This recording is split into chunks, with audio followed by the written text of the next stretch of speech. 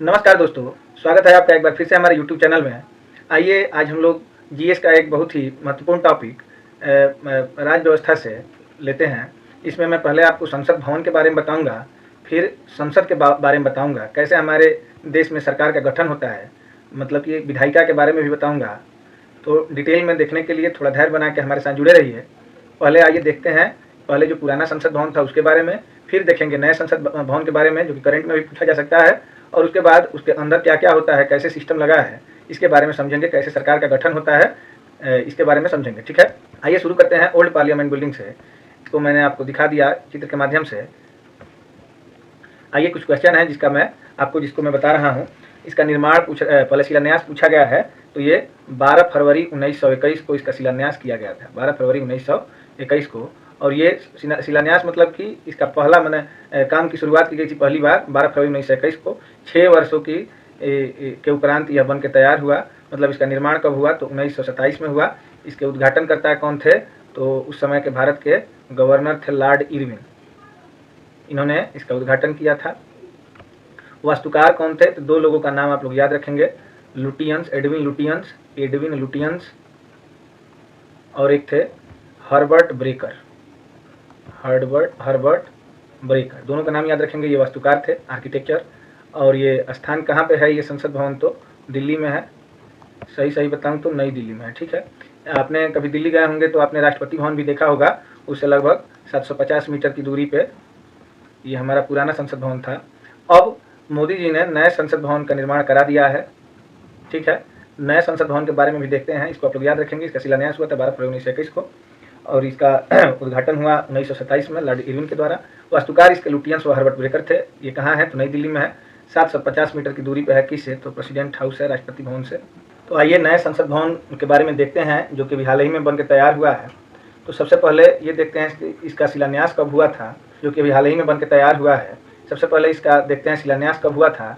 तो इसका शिलान्यास हुआ था 10 दिसंबर सन 2020 को, 10 दिसंबर सन 2020 को। ठीक है, निर्माण इसका कब पूर्ण हुआ, तो 28 मई सन 2023 को इसका निर्माण पूर्ण हुआ। इसके वास्तुकार कौन थे, तो वास्तुकार इसके थे बिमल पटेल, याद रखेंगे इनका नाम, इसे क्वेश्चन करंट में आपसे पूछा जा सकता है। तो बिमल पटेल इसके वास्तुकार थे। ठीक है, उद्घाटनकर्ता कौन थे, तो अभी तो नरेंद्र मोदी के अलावा किसी चीज़ का कोई उद्घाटन कर ही नहीं सकता। जो भी हमारी ऐतिहासिक चीज़ें बन रही हैं, इमारतें बन रही हैं, स्टेडियम बन रहे हैं, सबका उद्घाटन लगभग मोदी जी खुद ही कर रहे हैं। तो नरेंद्र मोदी ने इसका उद्घाटन किया।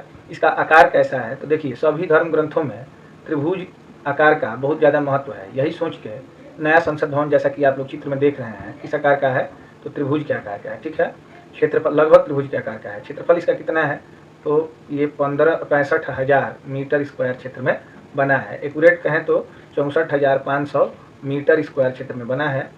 ठीक है, अब इसमें दरवाजे कितने हैं, तो इसमें 3 दरवाजे बनाए गए हैं। कुल सीटें कितनी हैं इसमें, तो इसमें कुल सीटें हैं लगभग 1272 सीटों की व्यवस्था की गई है। तो इतने लोग बैठ सकते हैं, जिसमें लोकसभा की 888 सीटें हैं, बैठने के लिए सीटों की बात कर रहा हूँ, तथा राज्यसभा की 384 सीटें हैं। ये नए भवन में इतने सीटों का, कुर्सियों का निर्माण कराया गया है। ठीक है, 1272 कुल। अलग अलग अगर पूछा जाए तो लोकसभा में 888 और राज्यसभा में 384 सीट। निर्माण करने वाली कंपनी कौन सी है, तो टाटा ने इसका निर्माण किया है। टाटा प्रोजेक्ट्स लिमिटेड, याद रखिएगा, प्रोजेक्ट्स लिमिटेड। ठीक है, और डिजाइन करने वाली कंपनी कौन है, तो HCP, याद रखिएगा, HCP ने इसे डिजाइन किया है। और ये कितनी मंजिलें हैं इसमें, तो 4 मंजिल है, मतलब 4 फ्लोर हैं इसमें। तो ये आप लोग बढ़िया से याद रखेंगे। ठीक है,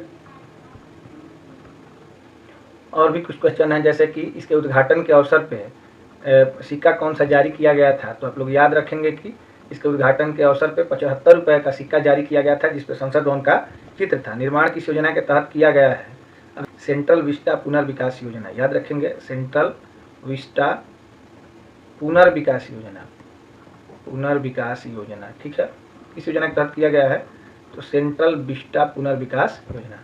और एक देखिए, एक और क्वेश्चन है, देखिए लोकसभा आपने कभी टीवी पर कार्रवाई इसकी देखी होगी, तो देखते हैं कि एक अध्यक्ष जी, स्पीकर जिसको बोलते हैं, ऊपर बैठते हैं और लोग नीचे बैठते हैं, मतलब कुर्सी पे ही बैठते हैं, थोड़ा एक ऊंचा स्थान बना के अध्यक्ष जी को बैठाया जाता है। तो लोकसभा अध्यक्ष के सीट के बगल में सेंगोल राजदंड स्थापित किया गया है।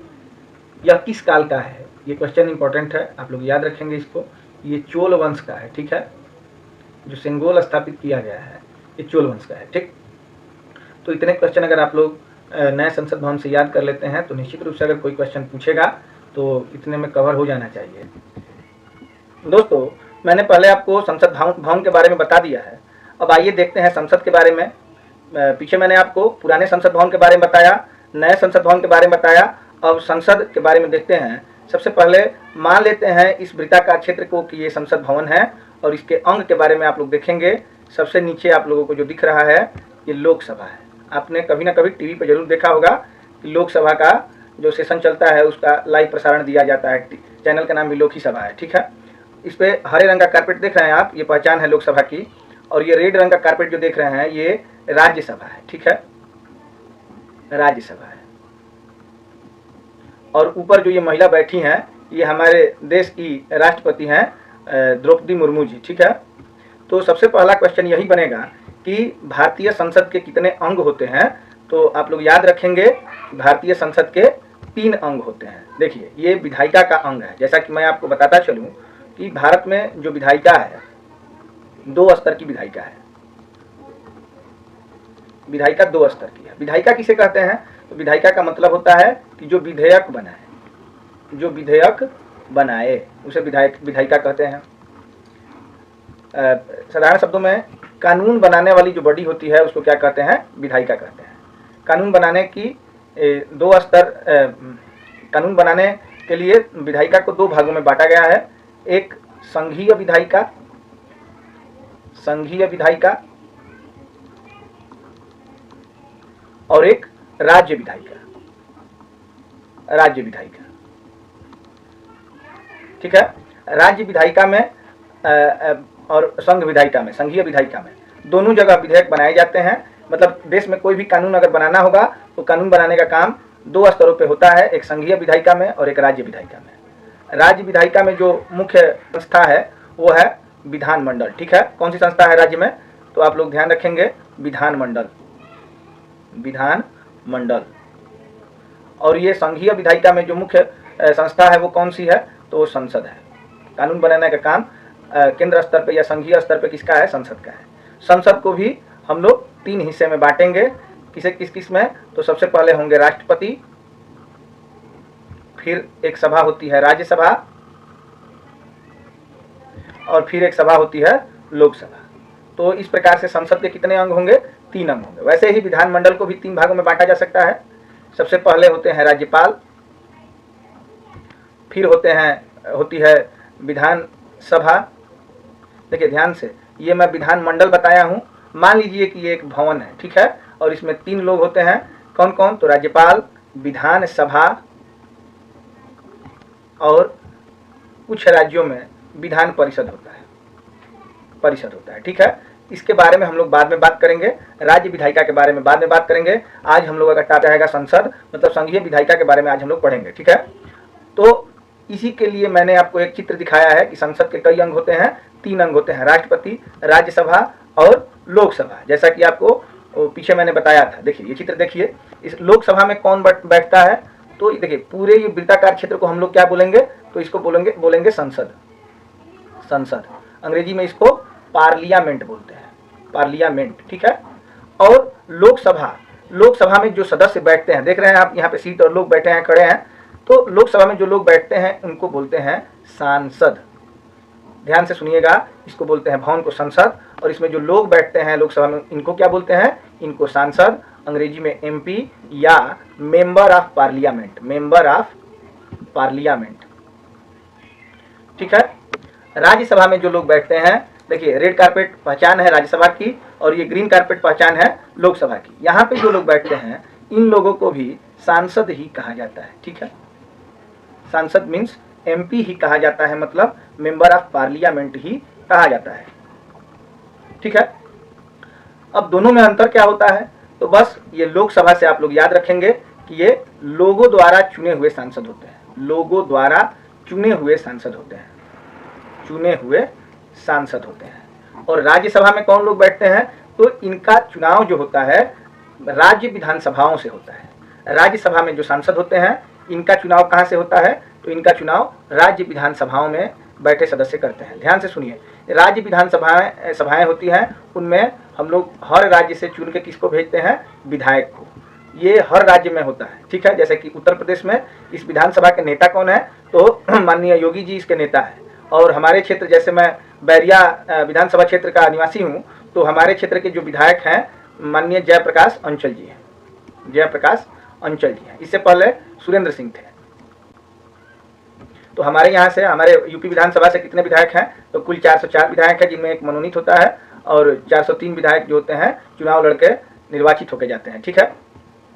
तो ये विधायक हर राज्य से कुछ राज्यसभा सांसदों का चुनाव करते हैं और राज्य का प्रतिनिधित्व करने के लिए इन्हें कहाँ भेजा जाता है? तो संसद के राज्यसभा में भेजा जाता है, ठीक है।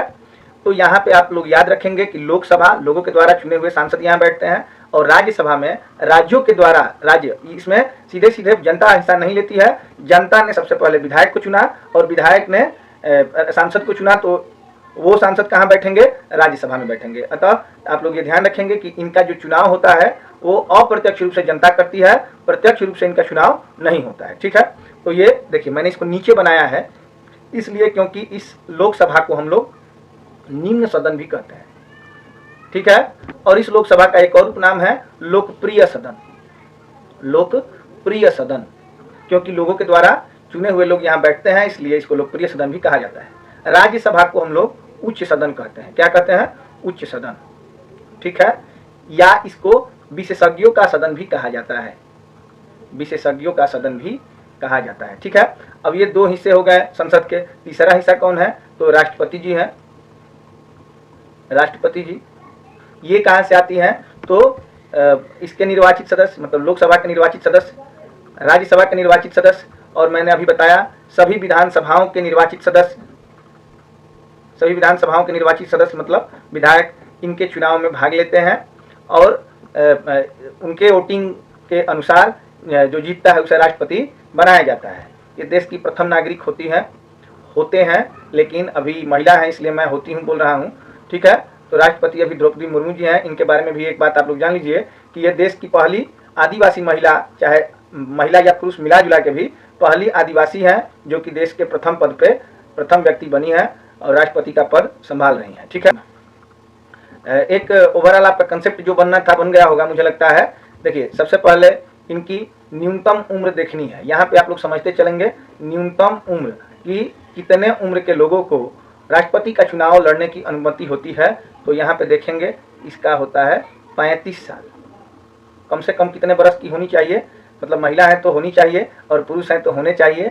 तो 35 वर्ष कम से कम इनकी उम्र होनी चाहिए। अधिकतम उम्र की कोई सीमा नहीं है, मरते दम तक कोई राष्ट्रपति बन सकता है अगर लोकसभा राज्यसभा के सदस्यों ने चाहा और विधानसभा के सदस्यों ने चाहा तो, ठीक है।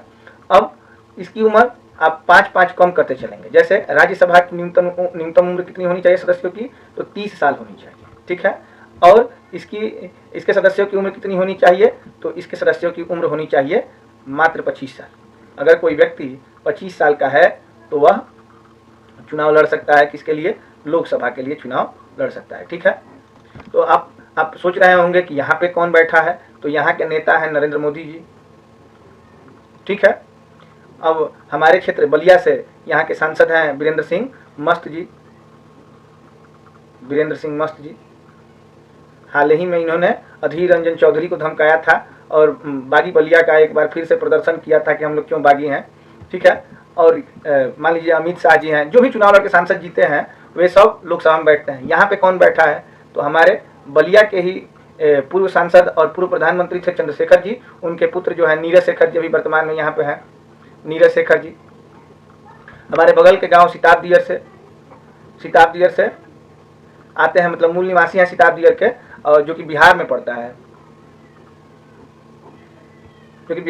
यहाँ के हरिवंश नारायण जी यहाँ पे बैठे हैं। मतलब तो ऐसे सांसद जो राज्य विधानसभाओं के से चुन के जाते हैं उन्हें राज्यसभा में बैठने का मौका मिलता है, और ऐसे सांसद जो जनता द्वारा चुन के जाते हैं वे लोकसभा में बैठते हैं। तो आइए, अब मैंने जो एक थोड़ा सा कंसेप्ट तैयार करना था कि आपको समझ में आए कि मैं क्या पढ़ा रहा हूँ, उतना मैंने बता दिया है। अब आइए सीधे सीधे बारी बारी से करके राज्यसभा, लोकसभा और राष्ट्रपति के बारे में जानते हैं डिटेल में। ठीक है, तो आइए राज्यसभा के बारे में क्वेश्चन देखते हैं। इसका गठन कब हुआ था अगर आपसे पूछा जाए तो बताएंगे कि 13 मई सन 1952 को। तो ये देखते हैं सदस्यों की अधिकतम संख्या कितनी हो सकती है, तो 250 सदस्य हो सकते हैं राज्यसभा में। ठीक है, ये संख्या कब तक के लिए सीमित की गई है, तो 2026 तक यह संख्या निर्धारित की गई है कि अधिकतम सदस्य कितने हो सकते हैं, 250। लेकिन वर्तमान में सदस्य कितने हैं, तो 245 सदस्य ही हैं अभी, जिसमें से स्टेट से चुन के कितने आए हैं निर्वाचित होकर, तो 233 सदस्य स्टेट से आए हैं।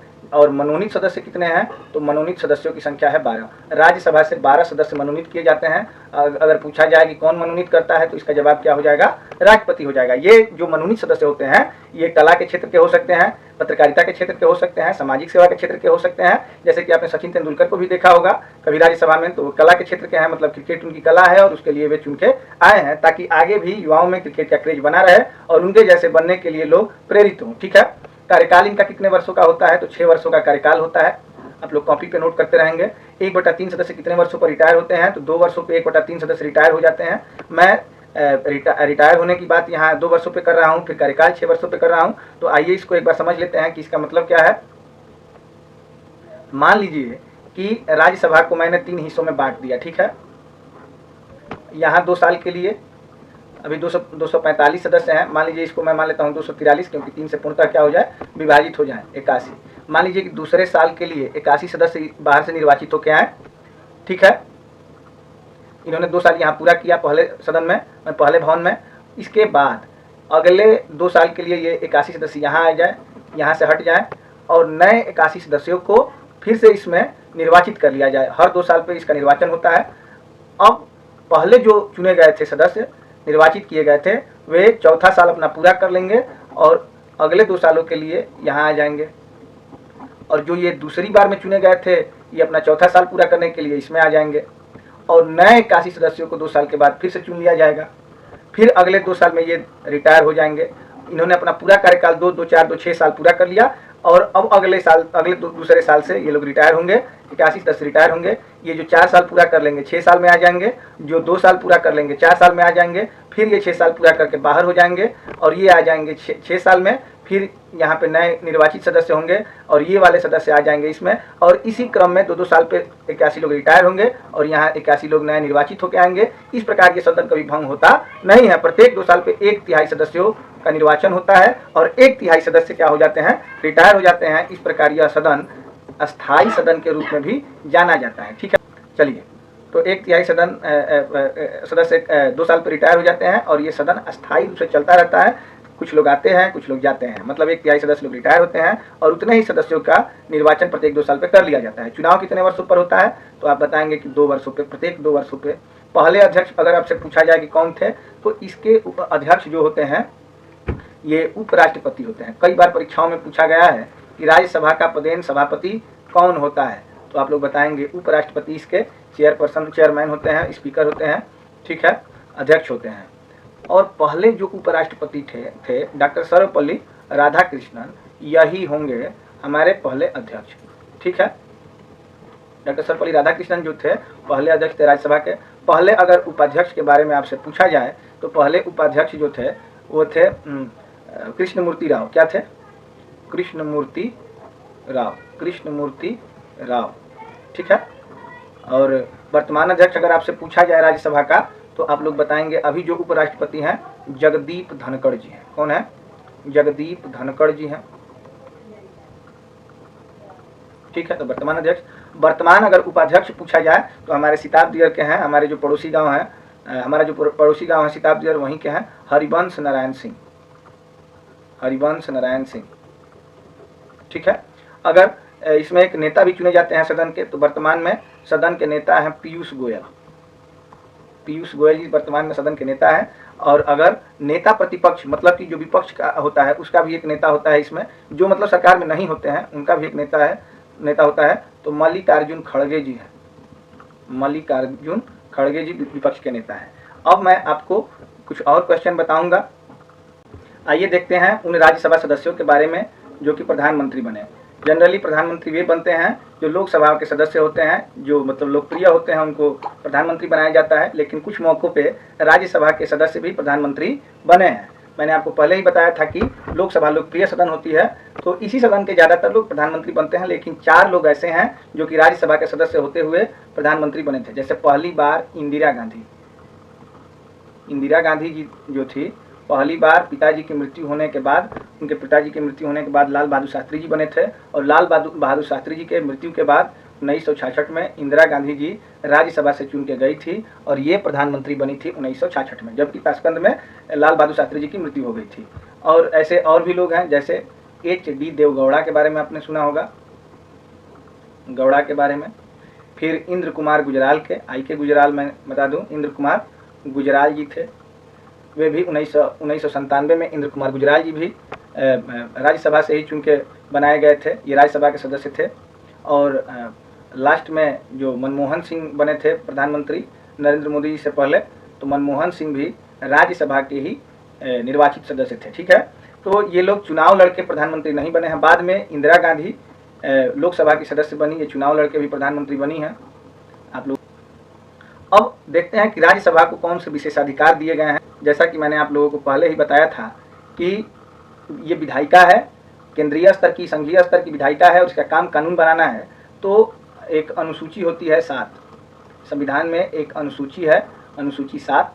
इस अनुसूची 7 में किस विषय पे कौन कानून बनाएगा, इसके लिए एक सूची बनाई गई है। जैसे एक सूची है इसमें संघ सूची, मैं संविधान की अनुसूची 7 के बारे में बात कर रहा हूँ। इसमें 3 सूचियाँ दी गई हैं, एक संघ सूची, एक राज्य सूची और एक होती है समवर्ती सूची। समवर्ती सूची मान लीजिए जैसे कि हमारा घर है, तो इसमें किचन के रूल बनाने का अधिकार मम्मी को दिया गया है। ठीक है, घर के बाहर के जो कार्य हैं उसके बारे में रूल बनाने का अधिकार पापा को दिया जाता है। ठीक है, और कुछ विषय ऐसे होते हैं जिनमें मम्मी और पापा मिल के बनाते हैं नियम। ठीक है, वैसे ही कुछ ऐसे विषय हैं जिस पे केंद्र सरकार को कानून बनाने का अधिकार दिया गया है, इसे संघीय सूची में रखा जाता है। ठीक है, कुछ ऐसे विषय हैं जिस पे राज्य को, जैसे कि उत्तर प्रदेश है, जैसे कि मध्य प्रदेश है, बिहार है, झारखंड है, तो राज्य सूची के विषय पे कानून बनाने का अधिकार किसको होता है, तो राज्य सरकारों को होता है। ठीक है, राज्य सरकारों को होता है। मैं राज्यसभा की बात नहीं कर रहा हूँ, राज्य सरकारों की बात कर रहा हूँ जो कि विधानमंडल के द्वारा बनाई जाती हैं। ठीक है, और एक समवर्ती सूची का भी, इसमें भी कुछ विषय ऐसे दिए गए हैं जिसमें जरूरत पड़ने पे केंद्र व राज्य नियम बना सकते हैं। ठीक है, और एक आप लोग यहीं देखते चलेंगे, अपशिष्ट विषय कुछ ऐसे हैं। अपशिष्ट विषय किन्हें कहते हैं, तो ऐसे विषय जो न कि संघ सूची में वर्णित है, न राज्य सूची में वर्णित है, न समवर्ती सूची में वर्णित है, और आपातकाल में ऐसे विषय सामने आ जाते हैं तो इन्हें अपशिष्ट विषय कहा जाता है। इन पे अधिकार है किसका,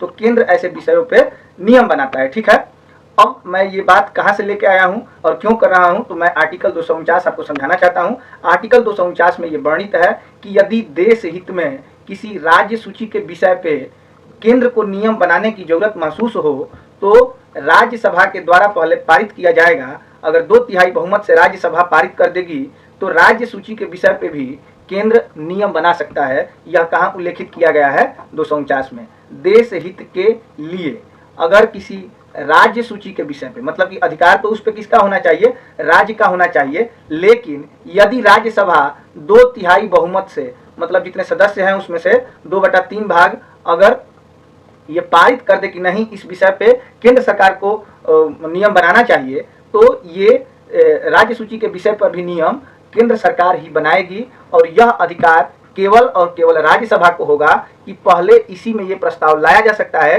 कि इस किसी राज्य सूची के विषय पे केंद्र सरकार नियम बना सकती है। और आर्टिकल 312 में क्या राज्यसभा को विशेष अधिकार है, तो आपने सुना ही होगा ऑल इंडिया सर्विसेज के बारे में। ऑल इंडिया सर्विसेज मतलब अखिल भारतीय सेवाएं, all Indian services Akhil Bharatiya सेवाएं। ठीक है, इसके ये अभी वर्तमान में ये 3 है। आपको बताता चलूं कि IAS, दूसरा IPS और तीसरा IFS, यही अखिल भारतीय सेवाएं हैं वर्तमान में। इंडियन एडमिनिस्ट्रेटिव सर्विसेज, फिर ये इंडियन पुलिस सर्विसेज, और IFS मीन्स होता है इंडियन फॉरेस्ट सर्विसेज।